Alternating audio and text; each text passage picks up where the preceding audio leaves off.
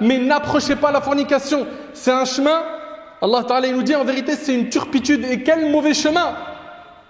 Et quel mauvais chemin. Allahu Akbar.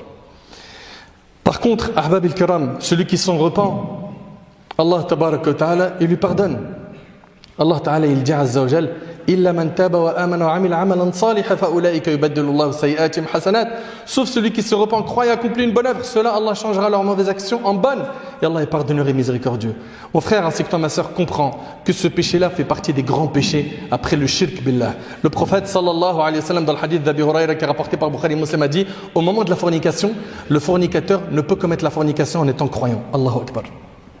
Au moment de la fornication, le fornicateur ne peut commettre la fornication en étant croyant. Et dans un hadith rapporté par Abu Daoud selon Abu Huraira radiyallahu anhu, le prophète sallallahu alayhi wa sallam a dit lorsque l'homme pratique la fornication, la foi sort de lui comme si elle était pour lui une ombre. Et lorsqu'il s'arrête, la foi retourne à lui, rapporté par Abu Daoud. Allahu Akbar. Mais tu médites un petit peu. Tu médites. Et d'après Abu Zur'a, Abu Huraira radiyallahu anhu a dit la foi est éloignée des péchés. Celui qui commet la fornication, alors la foi se sépare de lui. Celui qui fait ensuite des reproches à sa propre personne et revient, alors la foi revient à lui, rapporté par Ibn Abi Shayba.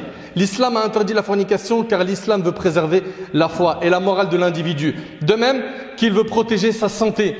La santé, combien de personnes sont tombées dans ce zina? Et même, ils ont pris leurs précautions avec, comme vous le savez, des moyens de contraception et il a fini par tomber dans quoi? Dans des grandes maladies. Il a fini par quoi? Par avoir le sida. Le prophète ensemble dans un hadith rapporté par Ibn Majah. Écoutez attentivement, il a dit quoi? Il a dit, ô vous les immigrés, 5 choses si vous êtes éprouvés par celle-ci et je cherche refuge auprès d'Allah contre le fait que vous y assistez. Il cita dans le hadith, lorsque la fornication apparaît dans un peuple au point de la commettre ouvertement, les fléaux et les maladies qui n'étaient pas connues de leurs ancêtres se répandront chez eux. Allahu Akbar. Vous entendez ce qu'il dit le prophète sallam? Les fléaux et les maladies qui n'étaient pas connus de leurs ancêtres se répandront chez eux, comme le sida. Sachez qu'un moment de plaisir éphémère peut engendrer un châtiment douloureux dans l'au-delà. Comme nous l'indique ce hadith qui est rapporté par le Bukhari, le prophète sallam nous raconte les différents types de châtiments de la tombe que les anges lui firent montrer dans son rêve.